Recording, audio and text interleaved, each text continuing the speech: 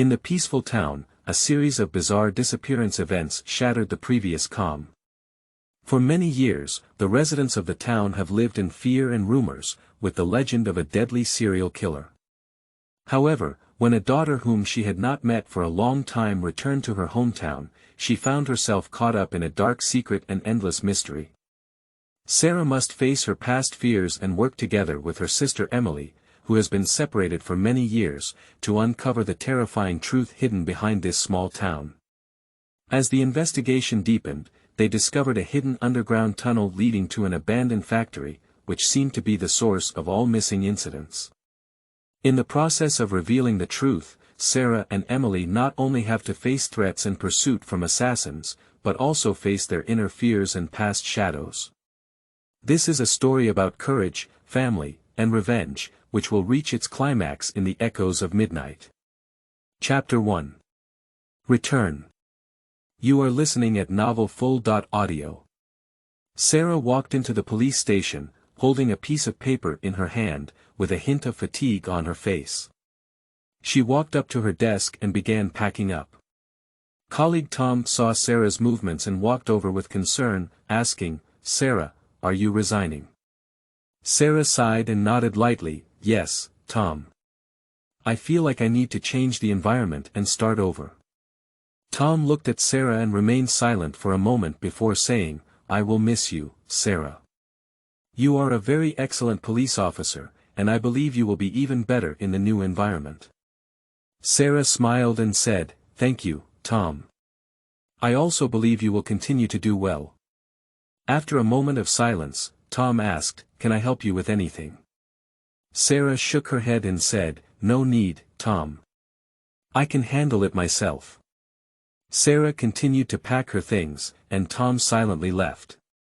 Sarah looked at Tom's back with some reluctance in her heart, but she knew that this was the path she had to take. Sarah's fingers lightly tapped on the table, and she looked at the completed resignation letter, feeling an indescribable sensation in her heart. She stood up, took a deep breath, tidied up her police uniform, and then walked towards the leadership office of the police station. The office door was open, and Sarah saw the leader bowing down to process the documents.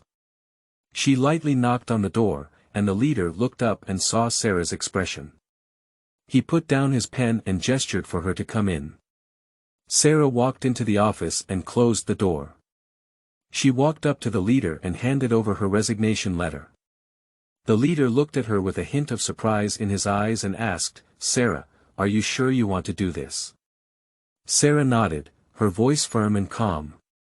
"Yes, I've been thinking about it for a long time, and I think it's time for a change now."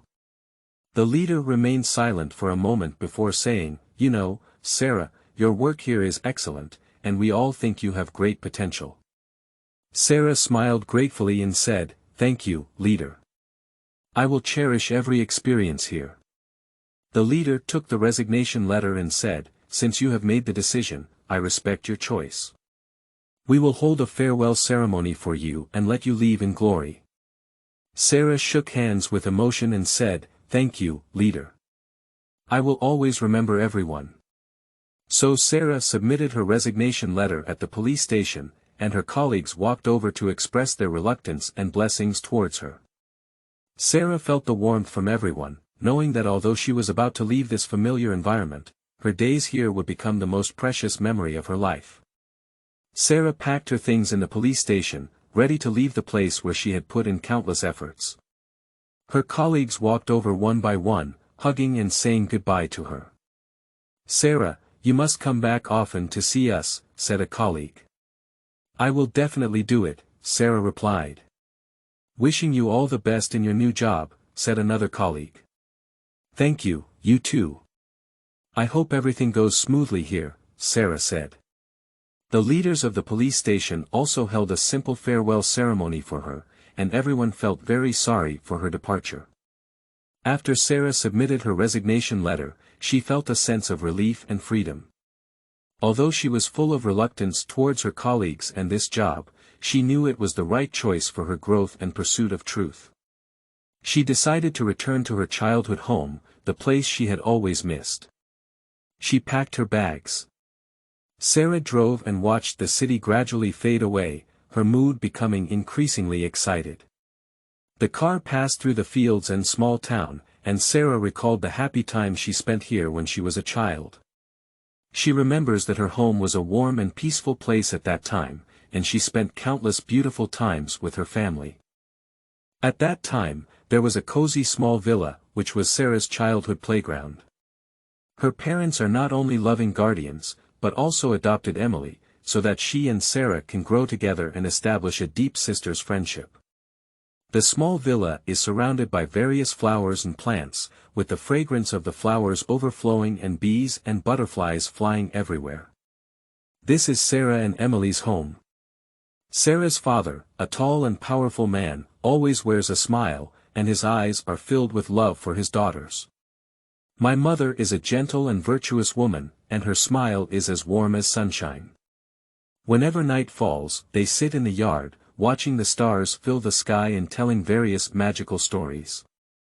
Emily is a lively and lovely girl, and her laughter always infects those around her. She has a head of golden curly hair, and her eyes sparkle like jewels. She is like Sarah, wearing a beautiful dress and playing hand in the garden. Sarah, look, this flower is so beautiful. Emily pointed to a bright butterfly and said. Yes, Emily, this garden is our most beautiful playground, Sarah responded with a smile.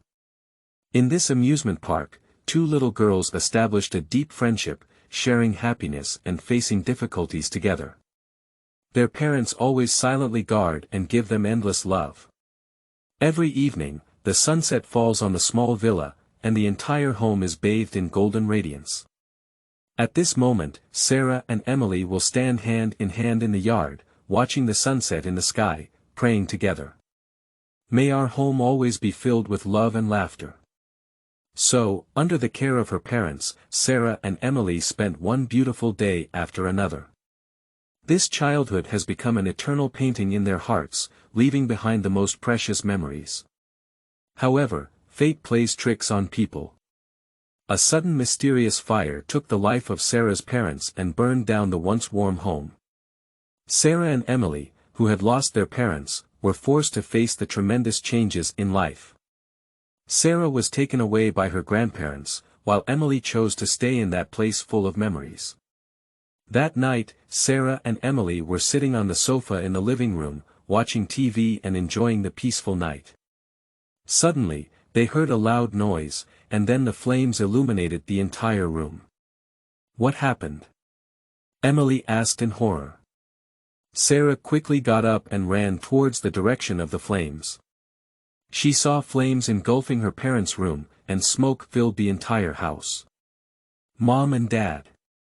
Sarah screamed, her heart filled with fear and unease. She tried to rush into the sea of fire to rescue her parents, but the flames blocked her way. She was pushed back by flames and smoke, powerless. Emily tightly grasped Sarah's hand, tears streaming down her face. What should we do? She asked, her voice trembling.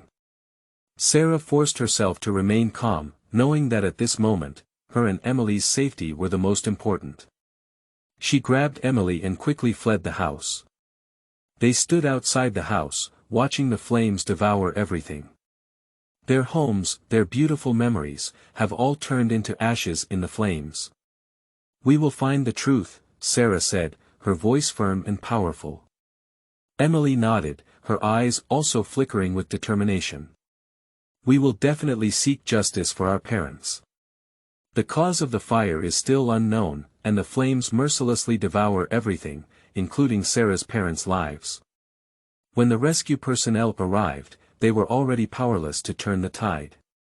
After the fire, Sarah and Emily stood in front of the ruins, tears blurring their vision. Here, once their paradise and refuge, now only the burnt land and shattered memories remain. Sarah, what are you going to do? Emily asked with a trembling voice. I have to go with my grandparents, they will take care of me. Sarah's voice choked as she tightly grasped Emily's hand, as if it could convey some courage to her. Then I will stay here, I won't leave, Emily said firmly, with a firmness in her eyes that Sarah had never seen before. Grandparents arrived a few days later, their faces filled with grief and concern. They took Sarah away, but Emily insisted on staying. She said she wanted to protect this home and those memories. Sarah turned to look at Emily, her eyes filled with reluctance and guilt. "I will come back to find you, Emily. I will definitely come back to find you," she promised. Emily nodded, tears streaming down her face, but there was a firmness in her eyes that Sarah had never seen before. "I'm waiting for you here, Sarah," she said. Then, Sarah was taken away by her grandparents, and her figure gradually disappeared into the night, leaving only Emily standing alone in front of the ruins, her figure appearing lonely and strong. Sarah's car slowly stopped on the winding path at the edge of the town, with tires pressing against the dry gravel and making a slight crackling sound. The car slowly stopped at the edge of the town, where there was an inconspicuous small tavern. Its exterior walls were covered with ivy, as if a witness of time. The curtains on the windows were always drawn, adding a touch of mystery to the house. At dusk, Sarah pushed open the door of the tavern, and the door shaft creaked. Her footsteps echoed in the empty hall, as if telling a distant story. Sarah's gaze scanned the surroundings, creating a stark contrast between the warmth in memory and the dilapidation in reality. She remembers when she was a child, this small tavern was the busiest place in town, and her grandfather always brought her here to listen to the stories of her old friends and taste the wine passed down from her family. However, now the tavern is filled with emptiness and desolation, and the once joyful laughter seems to have been erased by time. Sarah walked into the tavern and saw a middle-aged woman standing behind the bar, dressed in a clean uniform and with short hair.